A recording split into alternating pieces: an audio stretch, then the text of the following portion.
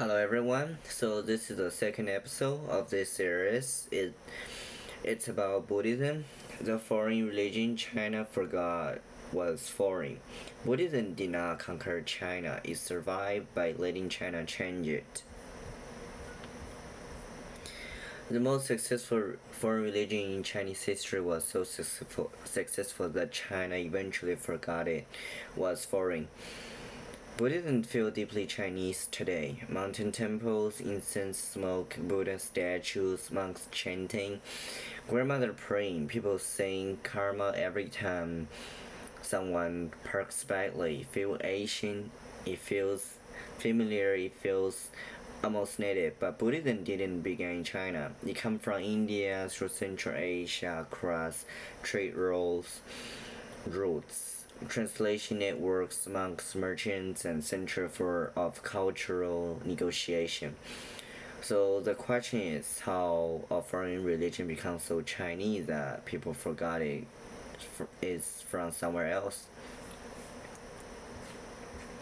At first glance, Buddhism should have a serious problem in China because traditional Chinese society was built around family, parents, ancestor, marriage, continuity, lineage. The family was not just where you had dinner, it's the moral engine of society. Your duty to your parents was not a personal preference, it was civilization. Then Buddhism arrived and said, leave home, shave your head, don't marry, renounce attachment, become a monk. Imagine telling your traditional parents, good news, I have decided to pursue enlightenment. They say, wonderful. Enlightenment married? You say no. Then the room becomes very quiet. This was Buddhism's first problem. It was not only foreign, it seemed to challenge the basic Chinese moral universe. In a culture built around family continuation, Buddhism introduced a holy person who leaves the family. That's a scandal, not a small scandal. It's a civilization level scandal. So the real mystery is not why Buddhism faced resistance.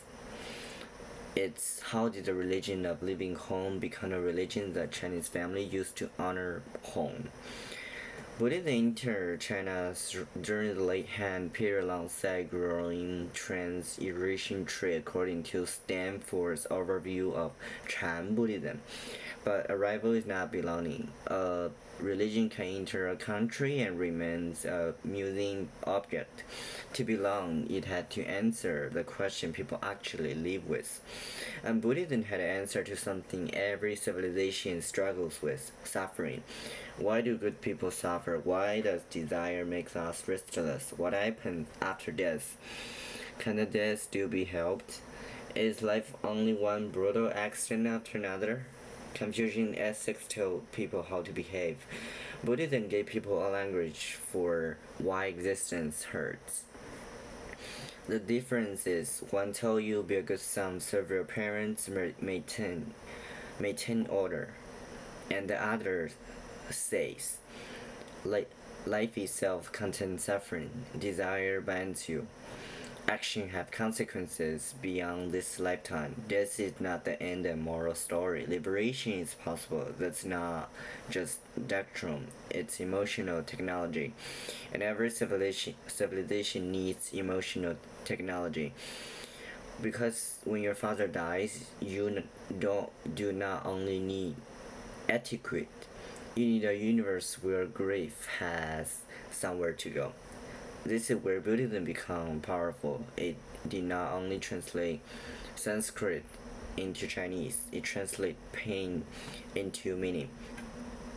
The brilliant part is Buddhism had a family problem, so it found a family solution.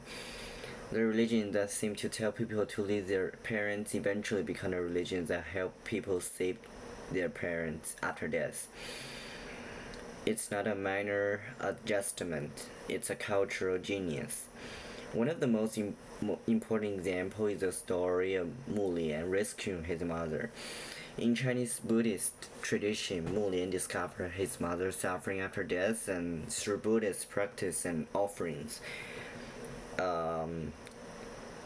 helps rescue her. The story becomes connected with Yulianpan or Ulambana tradition, the ghost festival. The criticism was Buddhist monks abandoned the family. The Buddhist answer became, no, Buddhism can extend filial piety beyond this. That's incredible because now Buddhism is not attacking Chinese family ethics; it's upgrading them. It says you want to be a filial child, fine, but what if filial duty doesn't end at the grave? What if your love for your mother can cross into afterlife? What if ritual can reach where ordinary family duty cannot?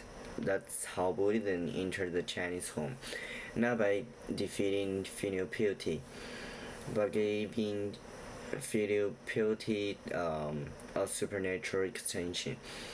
This is where Buddhism becomes hard to remove. Because once a religion enters the home, it's no longer just theology. It becomes memory, guilt, mother, funeral, and nobody wins an argument against someone's dead mother. Compare this with early Christianity in Tang Dynasty. So in the first episode, Christianity reached China very early. The Xi'an stela records the arrival of Christian teaching Tang Dynasty in 635 and was erected in 781. That's historically stunning. A Christian monument in Chinese in Tang, China.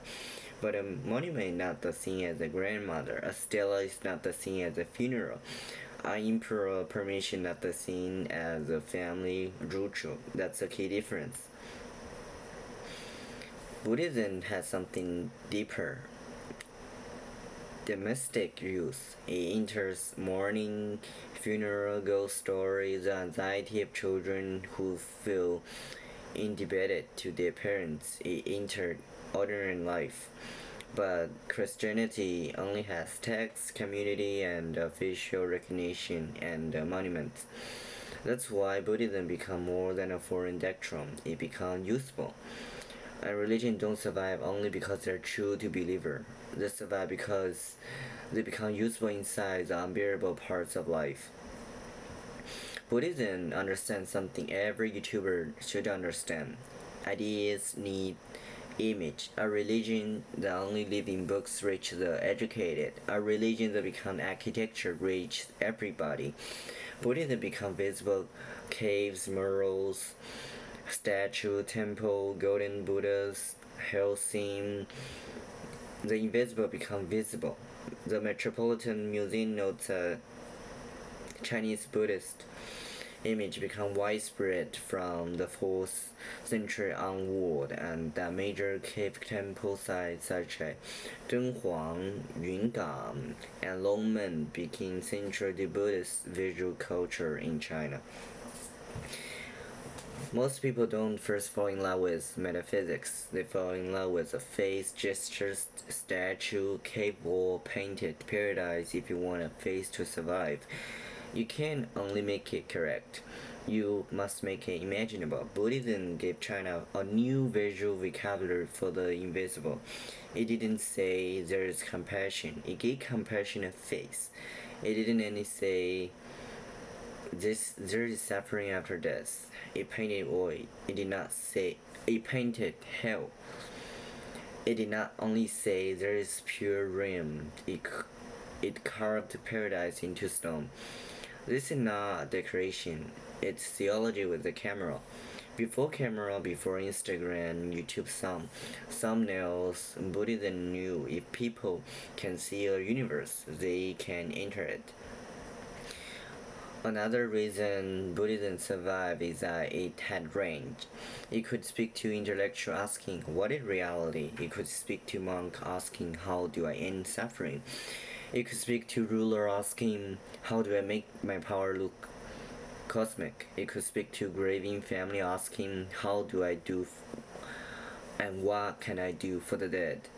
You could speak to ordinary people asking, can someone protect me from disaster? The range matter. A religion that only serves philosopher becomes a seminar. A religion that only serves the state becomes propaganda. A religion that only serves private emotion becomes therapy. Buddhism becomes all of them at once. Meditation, ritual, philosophy, art, funeral technology, political symbolism, emotional comfort. In modern language, Buddhism had excellent product market fit. It knew different audiences had different needs. The monk wanted liberation, the emperor wanted legitimacy, grandma wanted protection, son wanted to save his mother, the artist wanted the face for compassion. Buddhism could answer all of them without always sounding like the same religion. The flexibility is not weakness, it's survival intelligence. Buddhism didn't survive by being purely spiritual. It also learned to deal with power. Chinese rulers could use Buddhism. They could sponsor temple, commission statues, present themselves as protectors of Dharma, and borrow Buddhist cosmic language for political legitimacy. Wu Zetian is the most dramatic example. She was the only and first female in Chinese history to rule openly as emperor. Confucian gender politics made her legitimacy difficult. Buddhist symbolism gave her a different universe in which female rulership could be framed as cosmic, sacred, even messianic. The Mythology notes her patronage of the great Buddha and attendants at Longmen. It's not just art history, it's political theology. When one moral system says you can't rule, find another sacred language that says heaven has changed its mind. That's why Wu Zetian is such a powerful story. She didn't only see the throne, she rewrote the sky above the throne. But Buddhism helped her, and Buddhism helped her do it. This is one of the strangest truths about religion. The same faith that tell monks to renounce the world can help emperor rule the world. The contradiction is not a bug. It's religion is really only what it says about heaven. It's about what people do with it on earth. Success creates danger. However, the more Buddhism enter Chinese society, the more powerful Buddhist institutions become. Temples were not just spiritual spaces. They become economic institutions. They held land, received donation. They housed monks and nuns. They could see outside. No more taxation and labor system. To stay under pressure, it looks less like enlightenment, more like a budget problem wearing robes. So in A45, Emperor Wuzong launched a major separation in Buddhism. Columbia Asia for Educator notes that town rulers were concerned with monasteries, monks, and nuns as institutions holding substantial land and resources while not paying taxes. That's where the story becomes real. The emperor did not fear Buddha. He feared untaxed land. Theology becomes economics. Meditations become state policy. Compassion becomes accounting. And suddenly the question was not, what is emptiness? It's, why is this monastery not paying taxes? That's why the story is so funny and so brutal. A religion may speak of liberation from the world, but if it owns enough property, the world will come knocking. Here's a crucial part. Buddhism had been attacked, but it was not erased. Why? By the time the state tries to suppress it, Buddhism had already entered too many layers of Chinese life. You can confiscate temple land, melt bronze statues, force monks back into ordinary life, but how do you erase a religion that has entered funerals, Erase the story grandma tells. Erase the image guiding from people's imagination. Erase the ritual people use when they're terrified of death. You can destroy an institution. It's much harder to destroy the habit of meaning. That's the difference between a religion with building and a religion with roots. Building can be seized, roots return. That's why Buddhism survive. It was, in a way, people imagine death, guilt, compassion, rebirth, protection, hope.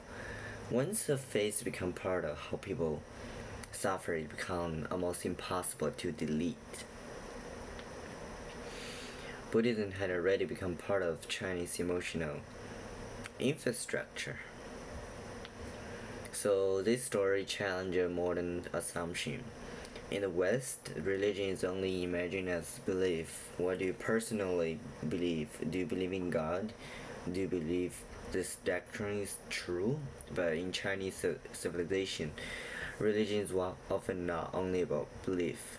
It's about practice, ritual, family deaths, ancestor state order, social use, aesthetic imagination. The question was not only is this doctrine true, it's can I borrow my father? Can I comfort my mother? Can I protect my children?